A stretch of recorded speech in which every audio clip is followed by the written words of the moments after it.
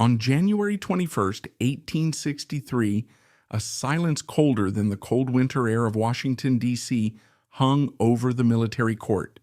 The verdict, uttered by the judge, pierced the heart of the man standing in the dock with a sharper slash than a bullet. Guilty. Major General Fitz John Porter, for disobedience of orders and misbehavior before the enemy, is hereby cashiered and forever disqualified from holding any office of trust or profit under the government of the United States. This sentence was not simply dismissal. It was a death sentence for a human soul, the most cruel and humiliating infliction upon a soldier who had dedicated his life to his country. He was stripped of his rank on the spot, stripped of his citizenship, and driven out into the street with the scarlet letter traitor branded on his forehead, forever barring him from public office. Until just a few months ago, he had been the Union's brightest star. Tens of thousands of soldiers risked their lives on his every word, and newspapers hailed him as America's Napoleon and the Union's only hope for salvation. With his handsome appearance, brilliant tactical acumen, and unwavering courage, he was undeniably the epitome of a war hero. But overnight, he became the most despicable coward in the history of the Lincoln administration, a Judas of America, betraying his country and sending his comrades to their deaths. The truth of history is sometimes terribly contradictory. At the very moment he was branded a coward in court, military experts on the battlefield remembered him as the most rational and courageous commander.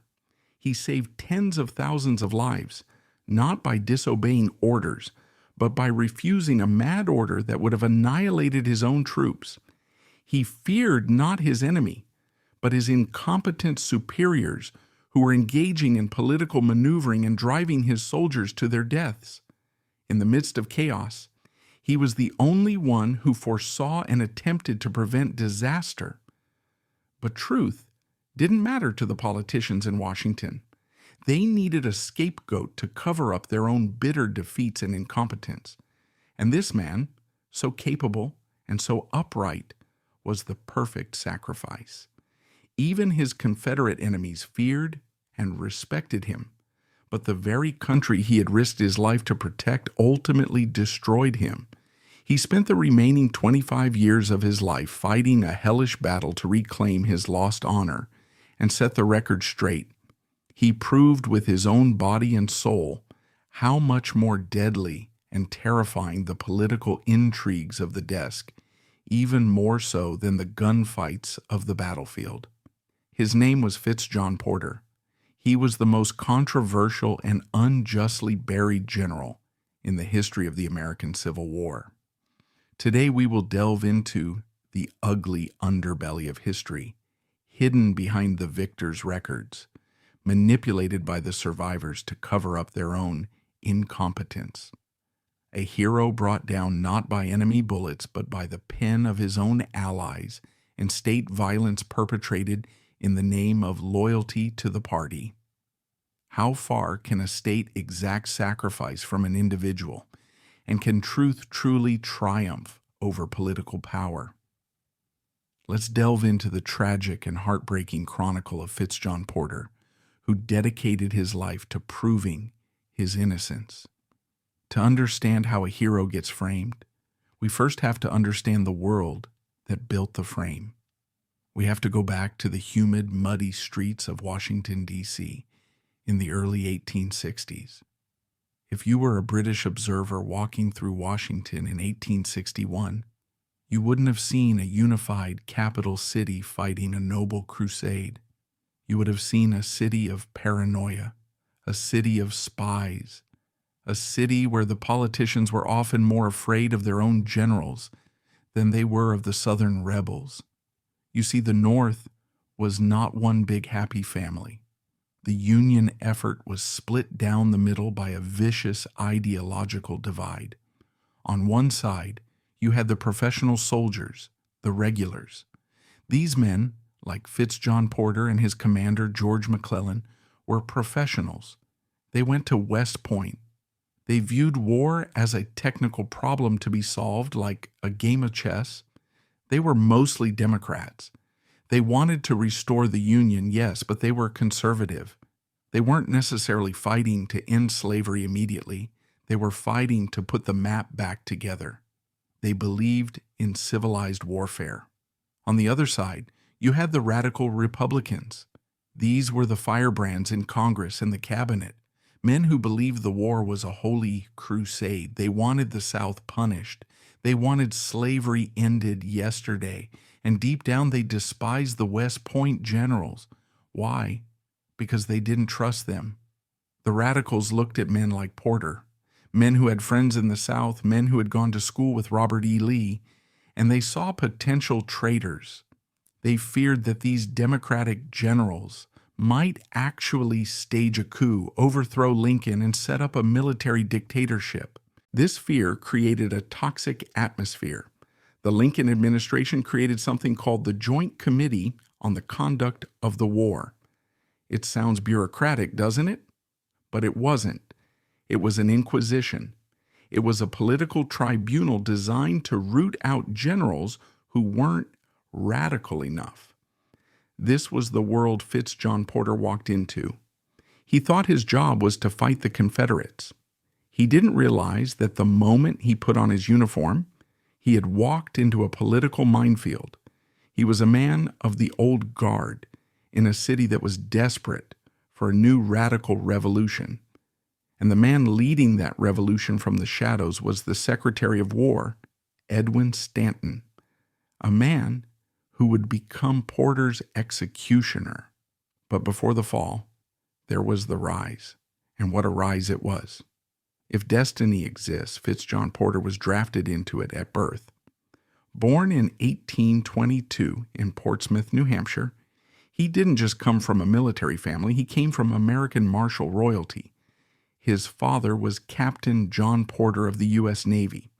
His cousin was David Dixon Porter, a future admiral. His honorary uncle was the legendary Commodore David Porter, a hero of the War of 1812. The smell of gunpowder and the salt of the ocean were in his DNA. But young Fitz John didn't look to the sea, he looked to the land. He entered the United States Military Academy at West Point in 1841. Now we need to pause on this because West Point is the key to his entire psychology. In the 1840s, West Point wasn't just a college, it was a monastery for the god of war. It was a tiny elite fraternity. Porter was in the class of 1845. Just look at the names surrounding him. In the classes just above and below him were Ulysses S. Grant, George McClellan, Thomas Stonewall Jackson, and James Longstreet. These men ate together. They marched together. They learned engineering and French artillery tactics together. They formed a bond that was stronger than brotherhood. This is crucial to remember. When the Civil War eventually started, Porter wasn't fighting strangers. He was fighting his roommates. Porter graduated 8th in his class. He was commissioned into the artillery, the branch reserved for the smartest cadets, mathematics, physics, trajectory. It suited him. He was a precise man, a man of details. He didn't have to wait long to test his theories. In 1846, the United States went to war with Mexico. This war is often overlooked in history books today, overshadowed by the Civil War that followed. But for the generation of 1860, Mexico was everything. It was their crucible. Porter was sent south, and he immediately distinguished himself. He wasn't a rear echelon officer. He was in the thick of it. At the Battle of Molino del Rey, and later at the storming of Chapultepec, the fortress guarding Mexico City, Porter was in the front lines. He was wounded at the Garita de Belén, the gates of the city, but he refused to leave his post. He kept directing fire, bleeding, surrounded by smoke and chaos. For his bravery, he was given 2 brevet promotions. He went into the war a lieutenant and came out a major, but something else happened in Mexico. something that would seal his fate years later. He served closely with a brilliant young engineer named George Brinton McClellan. They became inseparable. They were two intellectuals in a dirty war. They shared a tent, shared books, and shared a philosophy. They believed that war should be conducted by professionals, efficiently, with overwhelming force to minimize the loss of life. They looked down on the political generals, the volunteers who got their rank because they were wealthy or had friends in Congress. To Porter and McClellan, war was a science. To the politicians, war was a rally. After the Mexican War, Porter's career was charmed. He was the perfect officer. The Army recalled him to West Point to teach artillery and cavalry tactics. Think about that. He was teaching the very men he would later command. In 1857, he was sent to Utah on an expedition to quell the Mormon Rebellion. It was a difficult, freezing campaign through the Rocky Mountains. Porter proved he was a master of logistics. He knew how to feed an army, how to move wagons through snow, and how to keep discipline when men were starving. By 1860, Fitz John Porter was, by all accounts, one of the most competent officers in the United States. He was handsome, with a neatly trimmed beard and piercing dark eyes. He was wealthy. He was respected. He was part of the elite system of the U.S. Army.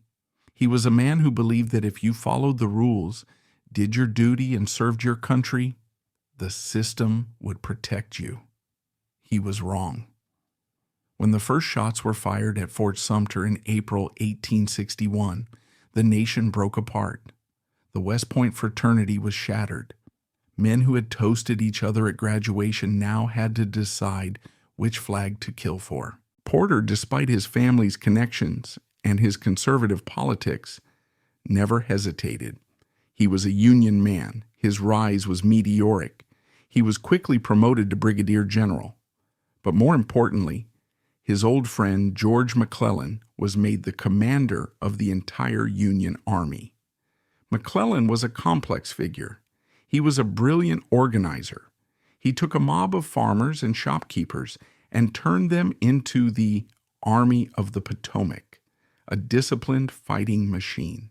The soldiers worshipped him. They called him Little Mac. And Little Mac needed a right-hand man. He chose Fitz John Porter. Porter was given command of a division, and later the 5th Corps. This was the elite striking force of the Army. McClellan trusted Porter more than anyone else. He famously said, "Fitz John Porter is the most magnificent soldier in the Army." But in Washington, this friendship was a death sentence. Enter the villain of our story, Edwin McMasters Stanton. If you were casting a movie, you couldn't design a better antagonist than Stanton. He was a lawyer from Ohio who became Lincoln's Secretary of War in early 1862. He was a short, asthmatic man with a long, wire-like beard and glasses that hid intense, calculating eyes. Stanton was a workaholic. He was brilliant, organized, and utterly ruthless. He believed that the rebellion had to be crushed with an iron fist. And he was paranoid. He believed that the Army was full of Southern sympathizers who were pulling their punches. Stanton hated George McClellan. He hated his arrogance. He hated his slowness. And by extension, he hated anyone who was close to McClellan. He looked at Fitz John Porter, and he didn't see a hero of Mexico. He saw a McClellan clone. He saw an aristocrat. He saw a Democrat. Stanton began to build a dossier. He planted spies in the Army camps. He read the telegrams. He encouraged junior officers to report on their superiors. The atmosphere in the War Department turned poisonous. Porter, naive to the political game, played right into Stanton's hands. Porter was a prolific writer. He wrote constantly to his friends, to newspaper editors, and to McClellan. And Porter was candid. He complained about the interference from Washington. He called the cabinet members incompetent. He mocked the radical politicians who thought they knew how to run a war better than the generals. In one letter, he famously wrote about the political leadership. "They are the most inefficient set of asses that ever lived." He thought he was venting to friends. He didn't realize that in a civil war, there is no such thing as a private letter. These words would eventually find their way to Edwin Stanton's desk. And Stanton was a man who never forgot an insult. In the spring of 1862, McClellan launched his massive plan to end the war, the Peninsula Campaign. The idea was to float the army down the Chesapeake Bay, land on the Virginia coast, and march up the peninsula to capture Richmond, the Confederate capital. It was a brilliant plan on paper, and initially, it worked. Porter led the siege of Yorktown. He led the victory at Hanover Courthouse. He was performing flawlessly. There is a famous, slightly humorous story from this time that shows Porter's character. He loved using hot air balloons for reconnaissance. One day he went up alone in a balloon to spy on the Confederates. The tether line snapped. Porter drifted helplessly over the Confederate lines. The rebel soldiers looked up and saw a Union general floating above them. They started taking pot shots at him. Porter didn't panic. He calmly took notes on their positions, sketched a map, and eventually the wind shifted and blew him back to Union lines. He climbed out of the basket, handed the map to his staff, and said, "Excellent view, gentlemen." That was the man, cool, detached, absolutely fearless. But the campaign failed. McClellan lost his nerve at the gates of Richmond. Robert E. Lee took command of the Confederates and launched a series of counterattacks known as the 7 Days Battles. The Union Army was retreating. Panic was setting in. It looked like a rout. But on July 1st, 1862, Fitz John Porter decided to stop running. He chose a piece of high ground called Malvern Hill. It was a natural fortress, a sloping hill with open fields in front of it. Porter took personal command of the defense. He arranged his artillery not in a line, but in a curve, hub to hub. He stacked cannons almost on top of each other. He placed the infantry in support. He created a kill zone. When the Confederates attacked that afternoon, they didn't stand a chance. It wasn't a battle. It was a slaughter. Porter's cannons tore the rebel army to pieces. A Confederate general, D.H. Hill, later wrote, "It was not war, it was murder." Porter rode up and down the line, ignoring the bullets whizzing past his head, calm as ice. He saved the Army of the Potomac that day. If not for Fitz John Porter, the Union Army might have been destroyed in 1862, and the war would have ended with a Southern victory. He was a hero. The newspapers praised him. McClellan hugged him. But back in Washington, Edwin Stanton wasn't celebrating. He was fuming. The failure of the campaign was blamed on McClellan's caution, and the radicals were screaming for blood. They wanted McClellan gone, and if they couldn't get McClellan immediately, they would start chopping down the pillars that supported him. Lincoln, under immense pressure, decided to try a new strategy. He created a new army, the Army of Virginia, and he brought in a new commander from the Western Theater. His name was Major General John Pope. If Fitz John Porter was the embodiment of the old army, dignified, quiet, professional, John Pope was the new man. Pope was a loudmouth. He was arrogant in a way that grated on everyone. When he arrived in Washington, he issued a proclamation to the soldiers that was deeply insulting. He effectively called the Eastern soldiers cowards. He said, "I have come to you from the West, where we have always seen the backs of our enemies. I hear constantly of lines of retreat and bases of supplies. Let us discard such ideas." The message was clear. You guys are losers. I am here to show you how to fight. Fitz John Porter read this proclamation and was disgusted. He wrote to a friend, "I regret that this ass is to have command." Whatever respect Porter had for the chain of command was evaporating. He saw Pope as a dangerous amateur, a political appointee who was going to get men killed. And he was right. In August 1862, Lincoln ordered McClellan to leave the peninsula and send his troops to reinforce John Pope. This was the nightmare scenario for Porter. He was being stripped from the commander he loved and sent to serve under the commander he despised. Porter's corps, the heroes of Malvern Hill, marched north to join Pope. The mood was grim. The soldiers hated Pope. The officers hated Pope. And the politicians in Washington were watching Porter like hawks, waiting for him to slip up. Stanton whispered in Lincoln's ear, "Watch Porter. He wants Pope to fail. He will betray him." The stage was set. The actors were in place. On the dusty plains of Manassas, near a little stream called Bull Run, the trap was waiting. On one side, the brilliant Confederate team of Lee, Jackson, and Longstreet. On the other, the blustering, incompetent John Pope. And caught in the middle, holding the key to the entire battle, was Fitz John Porter. He was about to face the hardest decision of his life, a decision between obeying a suicidal order or saving his army, a decision that would end his career and start a 20-year war for the truth.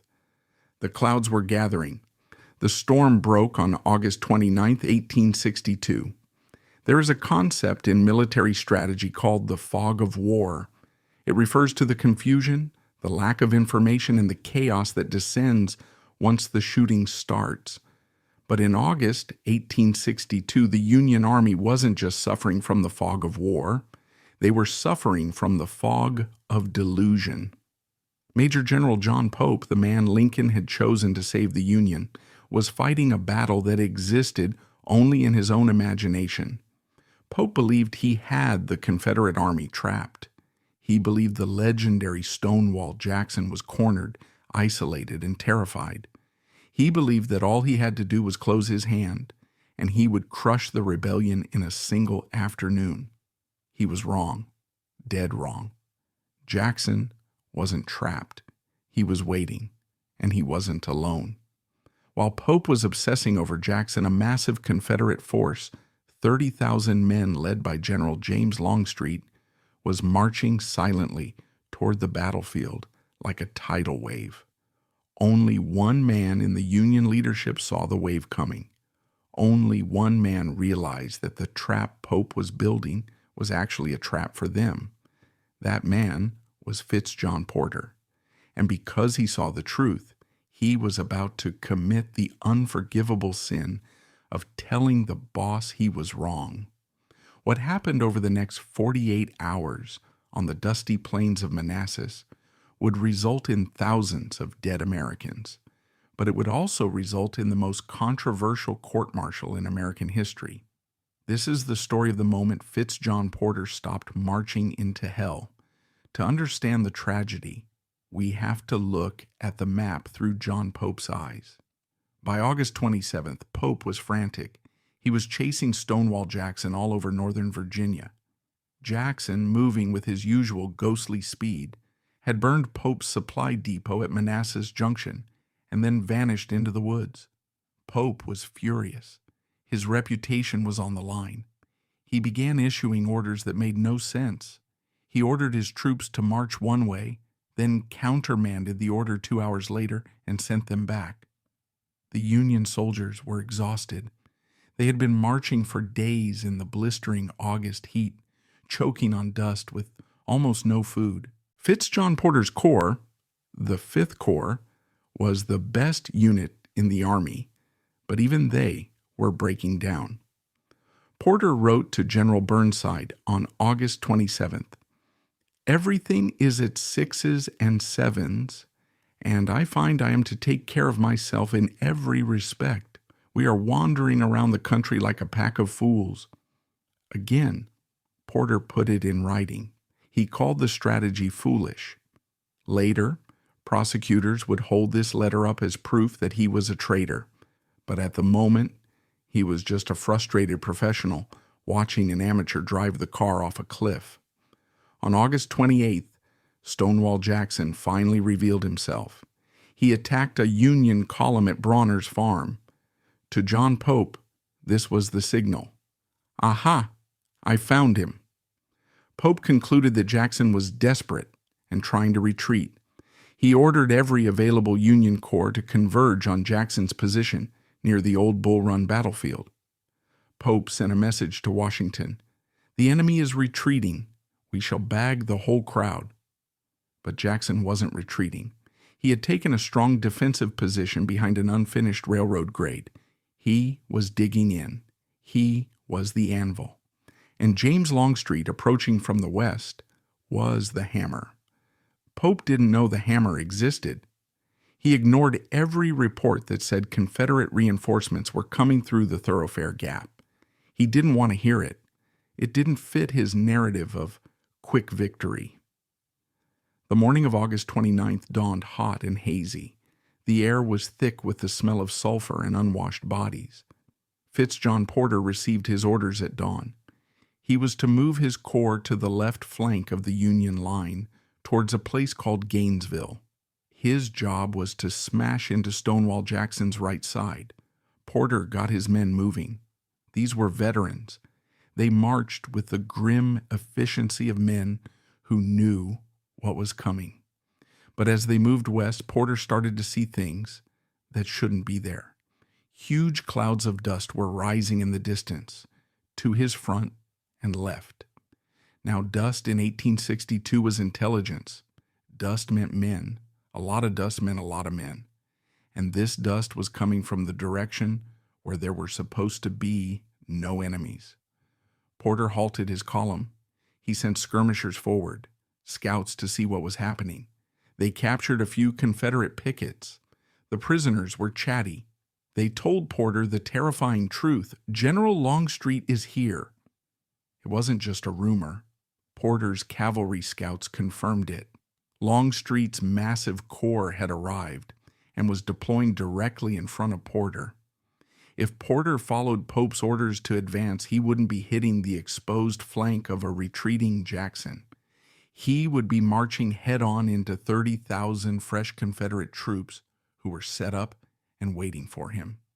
At roughly 10 a.m., a courier arrived from Pope with a piece of paper that would become the most debated document in American military law, the Joint Order.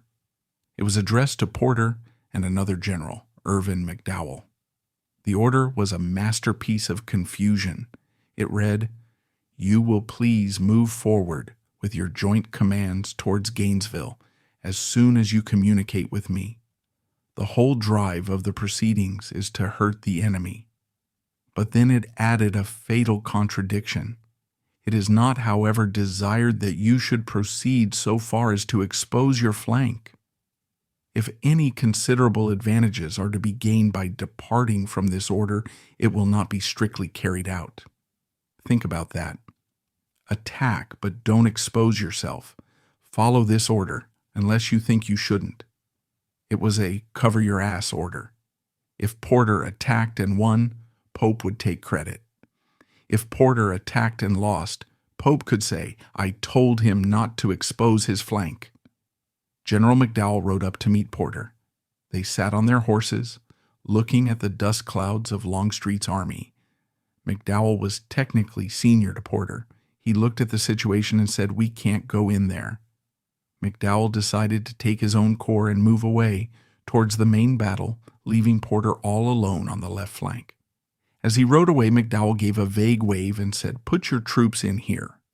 Porter was now isolated. He had 10,000 men.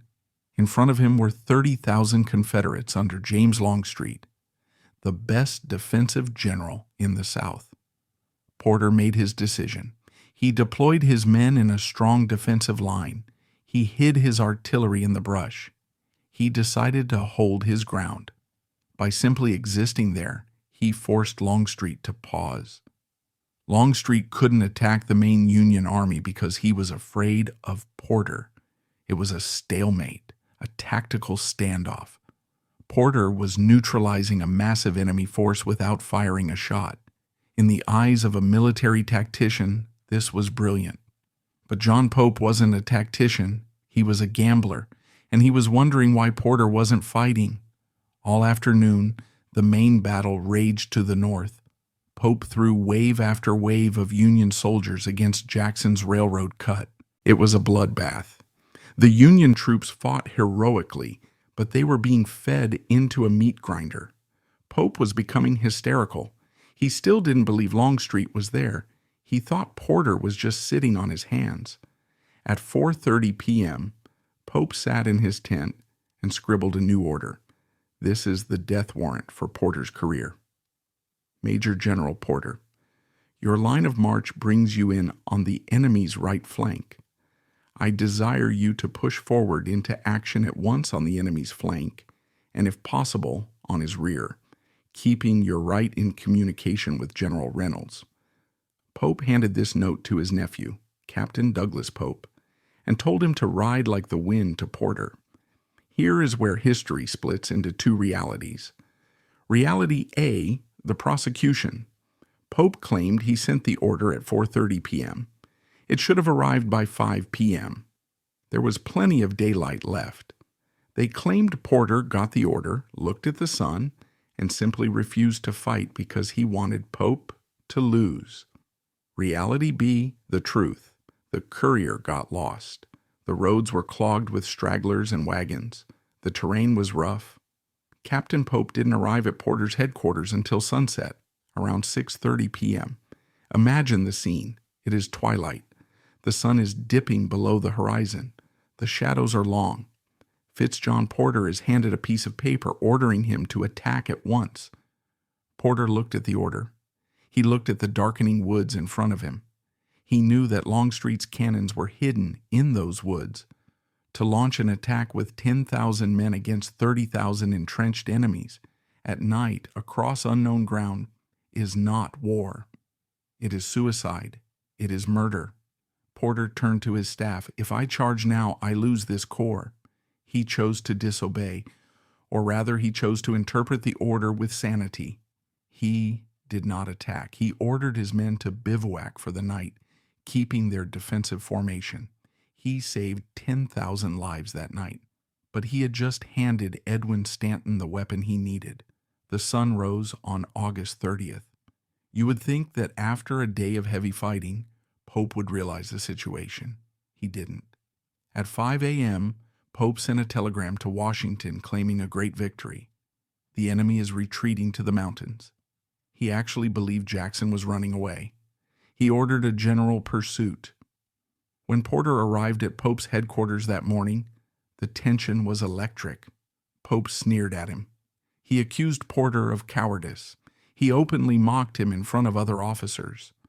Porter tried to explain, General Longstreet is right there. If we attack, we will be destroyed. Pope waved him off. There is no Longstreet. They are retreating. To prove his loyalty, and perhaps hoping to shock Pope into reality, Porter accepted the order to attack. At 3 p.m., Fitz John Porter's corps stepped off. They were ordered to attack Jackson's position at the Deep Cut. It was one of the bravest and most tragic charges of the Civil War. Porter's men marched across an open field, flags waving. They hit the Confederate line with tremendous force. For a moment, they almost broke through. They were fighting with rocks and bayonets, but then the trap snapped shut. Longstreet, who Pope insisted wasn't there, opened fire. Longstreet's artillery was positioned perfectly on Porter's flank. Dozens of cannons unleashed a storm of iron into the side of Porter's charging lines. Men simply evaporated. Whole regiments were cut to ribbons in seconds. The Union attack collapsed. The survivors streamed back in panic. And then the nightmare scenario happened. Longstreet ordered his entire corps, 25,000 fresh men, to counterattack. The Union army was routed. It was a humiliation. Pope watched from his headquarters, mouth open, paralyzed. The very thing Porter had warned him about for 2 days was happening right in front of his eyes.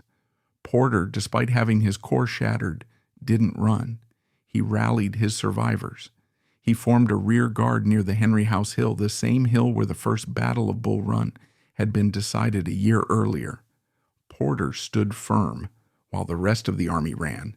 He bought time for the retreat. Once again, he was the professional holding the line while the amateur fell apart. The roads back to Washington were a river of misery. Rain began to fall, turning the dust into mud. Wounded men lay in wagons, screaming as they bounced over the ruts. John Pope rode in silence. He knew his career was over.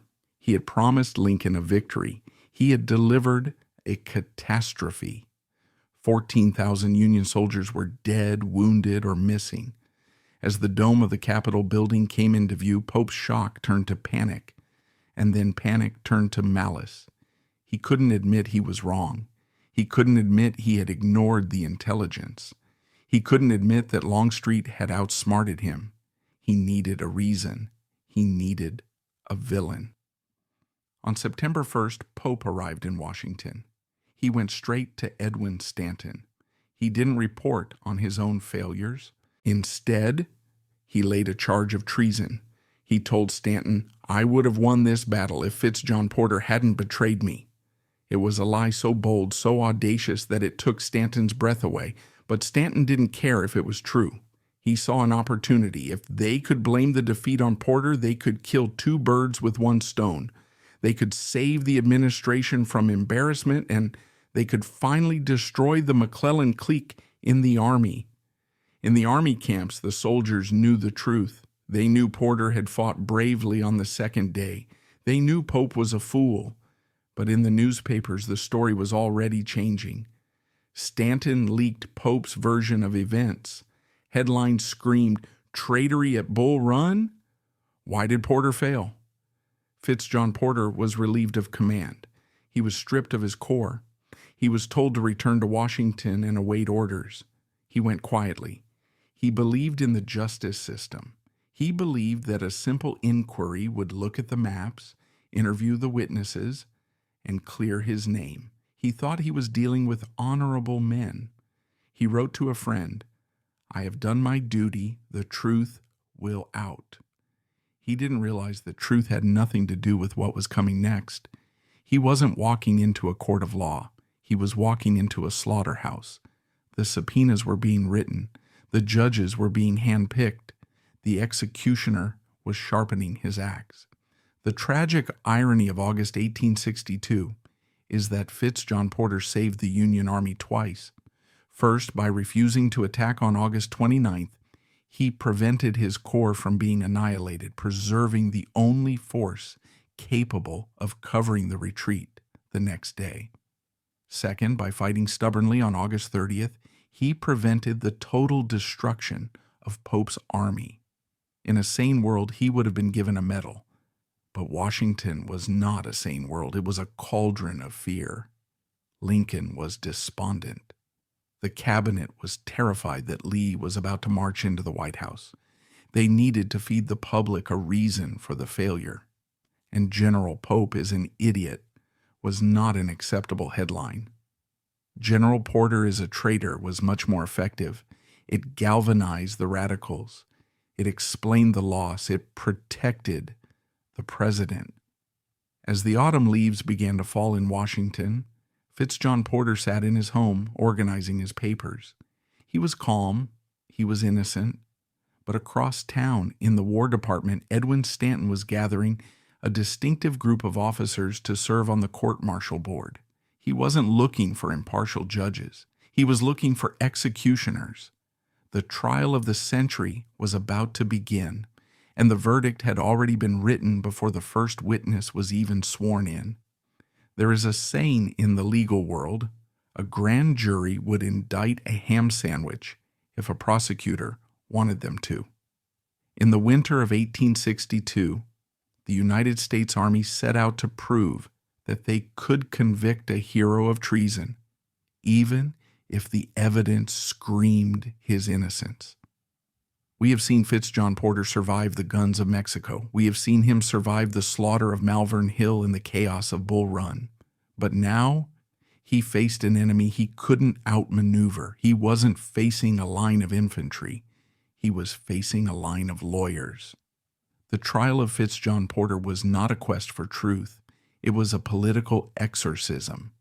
The Lincoln administration, terrified by the disasters of the war and the rising power of the Democratic opposition, needed to purge the army of disloyal elements.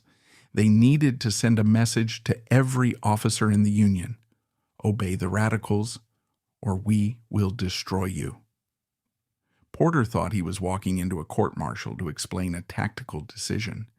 In reality, he was walking into a prearranged execution.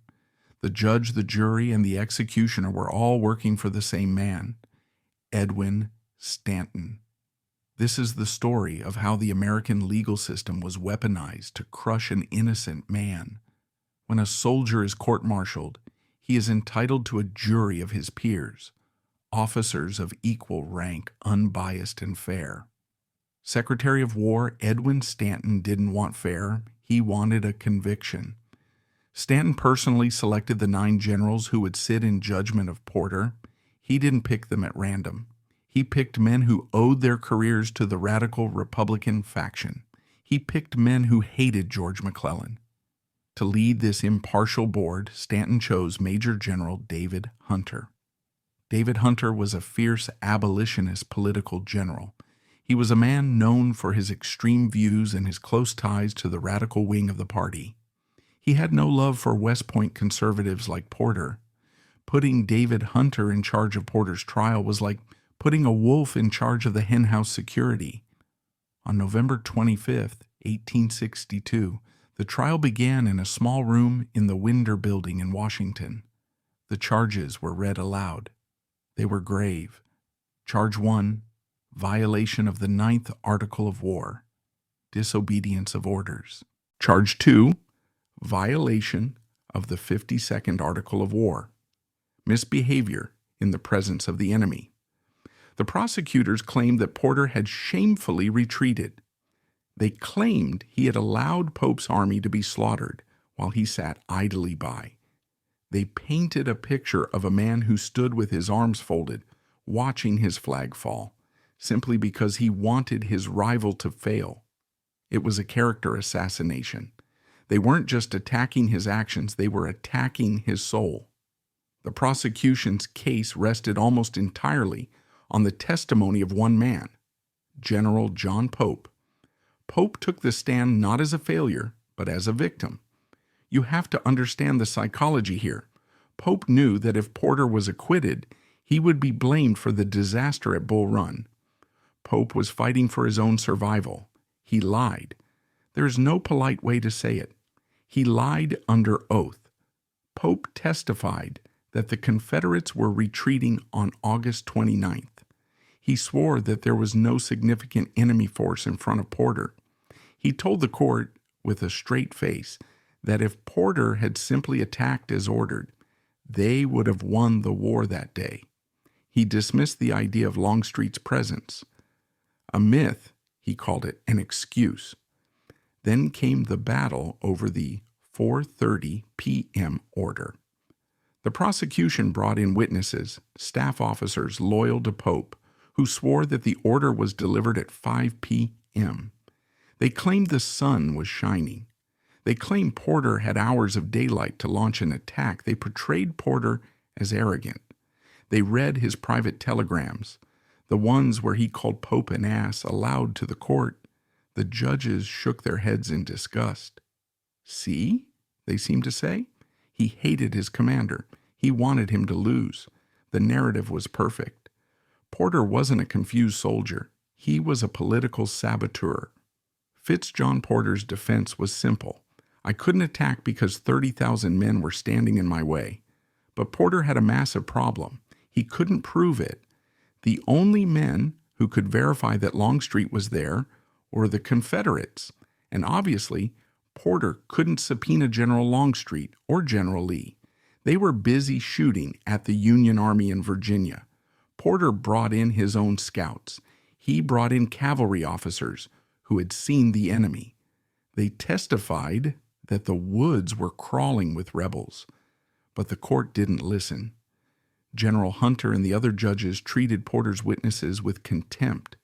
They viewed every claim of enemy strength as cowardice.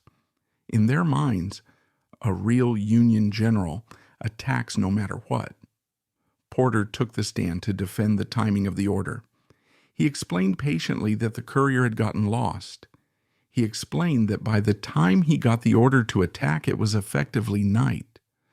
To attack a fortified enemy in the dark over unknown ground, Porter argued, is not war.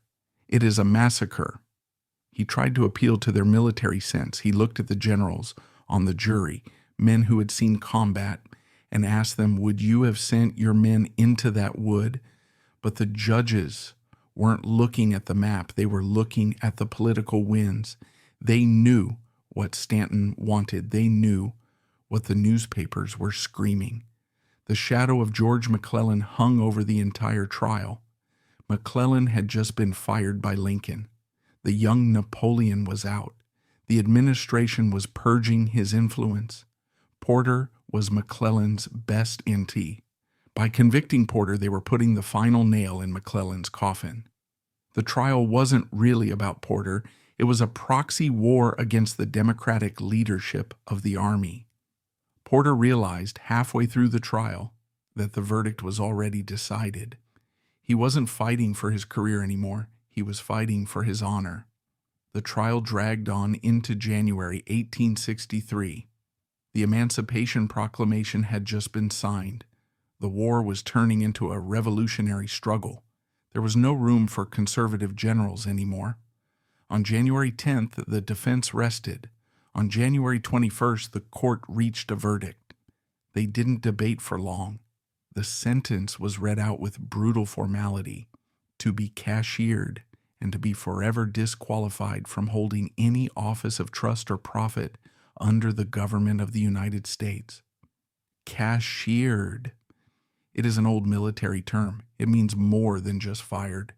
It means expelled in disgrace. It means your sword is broken. It means you are stripped of your identity. And the second part, forever disqualified, was a death sentence for his public life. He could never serve his country again. He was marked with the brand of Cain. But a court-martial verdict needs one final signature to be valid: the President of the United States. The file landed on Abraham Lincoln's desk. This is a moment that historians still debate. Lincoln was a lawyer. He had a keen mind for evidence. If he had looked closely at the maps, if he had read the testimony of the scouts, he might have seen the holes in Pope's story. But Lincoln was also a politician hanging by a thread. The North was war-weary. The radicals in Congress were threatening to cut off funding if Lincoln didn't get tough. They demanded heads. If Lincoln pardoned Porter, he would be siding with the McClellan faction against his own cabinet. He would be declaring war on Edwin Stanton. So Lincoln chose the path of least resistance. He chose political expediency over individual justice. He trusted Stanton's review of the case. On January 21st, 1863, Abraham Lincoln signed the order. The innocent man was destroyed. The news hit the army like a thunderclap. Fitz John Porter, the hero of Malvern Hill, the idol of the 5th Corps, was a traitor? Most of the soldiers didn't believe it, but they couldn't do anything. The machinery of the state had spoken. Porter packed his bags. There was no ceremony, no farewell parade. He simply ceased to be a general. He took off his uniform, folded it away, and put on the clothes of a civilian. He was 40 years old. He had no profession. He had no pension. He had a wife and 4 children to support, and he had a name that was now synonymous with cowardice. He left Washington, the city that had cheered him only a year earlier. He moved to New York trying to find work. But who would hire a traitor? Who would trust the man who lost Bull Run? He lived in poverty. He struggled to put food on the table. He was spat upon in the press. But deep inside Fitz John Porter, something was hardening. The arrogance of his youth was gone. replaced by a cold, steely resolve. He knew the truth. He knew that out there, somewhere, were the Confederate reports that would prove him right. He made a vow to himself. He would not die a traitor. He would force the United States government to apologize, even if it took him the rest of his life. The tragedy of 1863 was complete. The politicians had won. They had their scapegoat. Pope was quietly shuffled off to fight the Sioux in Minnesota, but the official narrative remained. Pope was a hero betrayed by Porter. For 15 years, this lie stood like a stone wall. Presidents came and went. The war ended. Lincoln was assassinated. Grant became president. Porter wrote letters. He petitioned. He begged for a rehearing. And every time, the door was slammed in his face. The radical Republicans, still in power during Reconstruction, refused to reopen the wound. To admit Porter was innocent would be to admit the Republican Party had rigged a trial. Porter was screaming into a hurricane. It seemed hopeless. But history has a funny way of unearthing secrets. The Confederates were writing their memoirs. General Robert E. Lee was writing letters. And James Longstreet, the man who was a myth, was about to speak. The enemy general was about to become the innocent man's greatest ally. There is a fate worse than death for a soldier. Death is final. It comes with a grave, a flag, and usually respect. But Fitz John Porter was not granted the mercy of death. He was sentenced to become a living ghost. For 15 years, while the rest of the country moved on, Porter remained frozen in 1862. The Civil War ended. The slaves were freed. The Transcontinental Railroad was built. The nation healed. But Porter's wound was never allowed to close. He was the traitor of Bull Run. That was his identity. When he walked down the street in New York, men turned their backs. When he applied for jobs, doors were slammed. He was a man with the stain of treason on his soul. But Fitz John Porter possessed a weapon that his enemies had underestimated: obsession. He knew he was innocent, and he knew that the evidence to prove it existed. It wasn't in the Union archives. Stanton had locked those tight.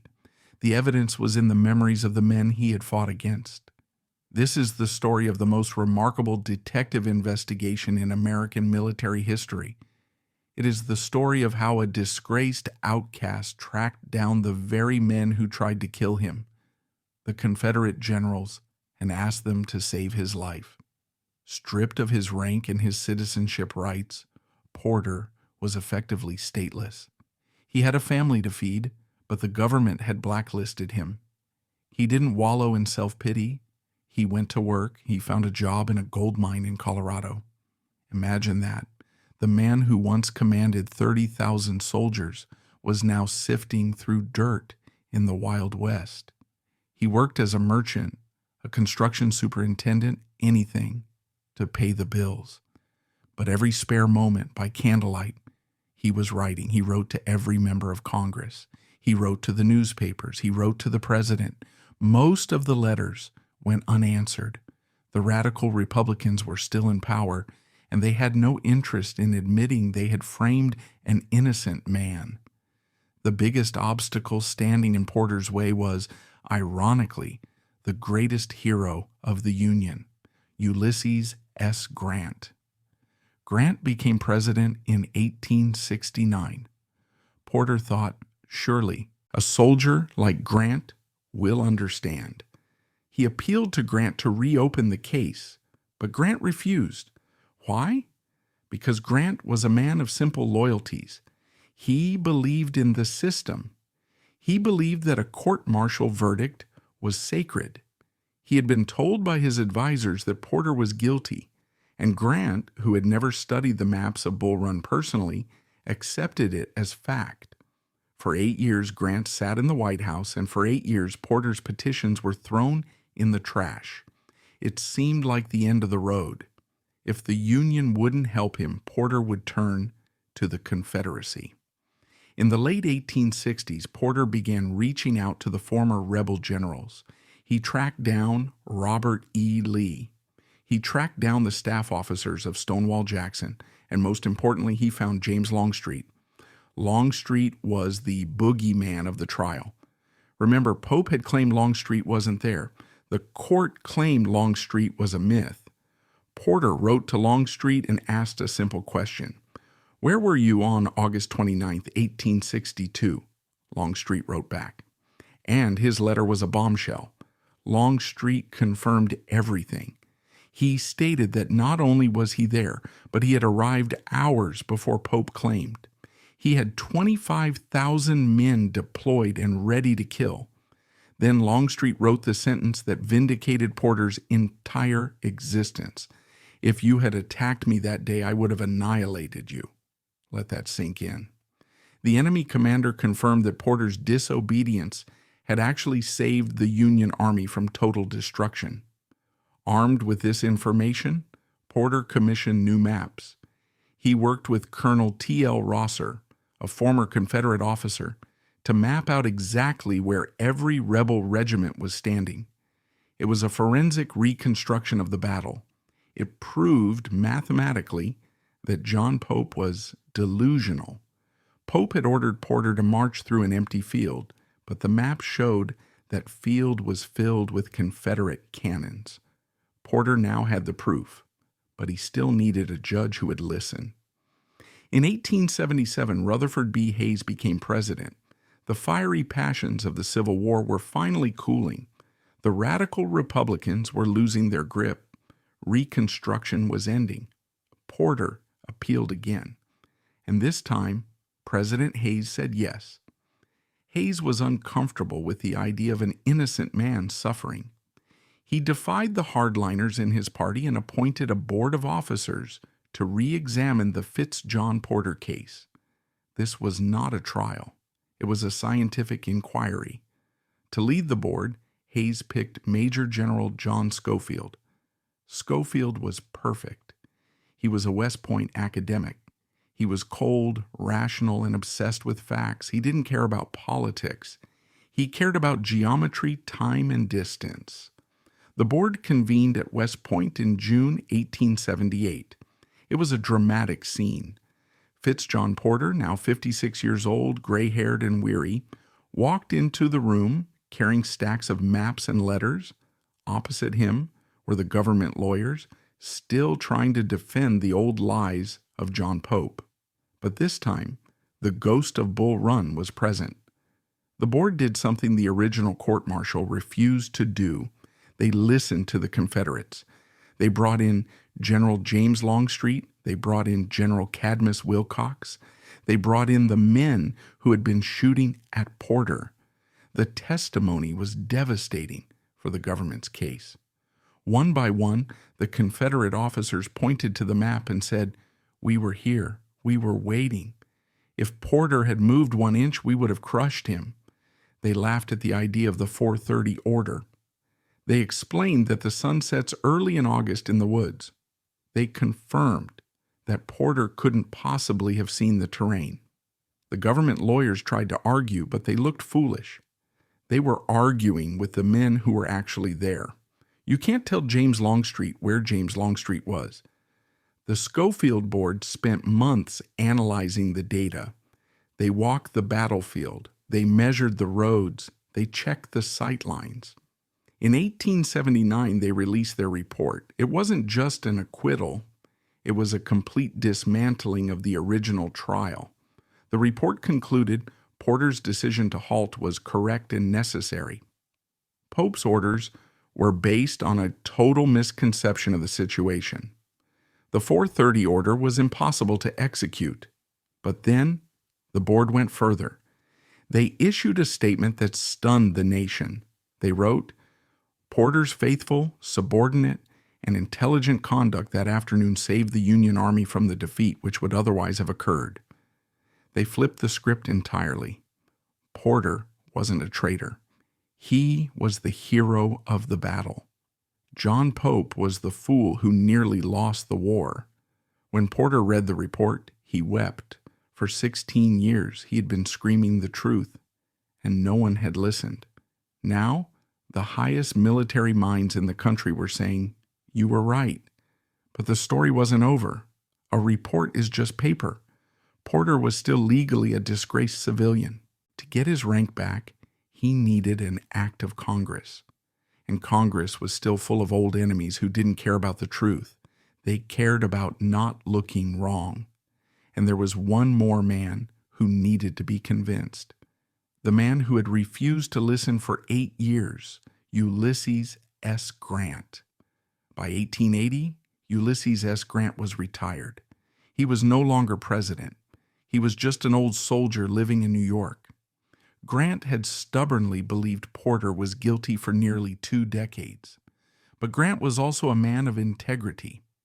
When the Schofield report came out, Grant decided to finally do the homework. He sat down in his study with the new maps and the Confederate testimony. He spent days studying the terrain. He played the battle out in his head. Grant realized he had made a terrible mistake. He saw the trap. He saw what Longstreet had done. He saw that Pope had lied. Grant picked up his pen and wrote an article for the North American Review. It was titled "An Undeserved Stigma." In it, the greatest general of the age apologized. He wrote, "I have done General Porter a great injustice. I am now convinced that he rendered a great service to the country." Grant went further.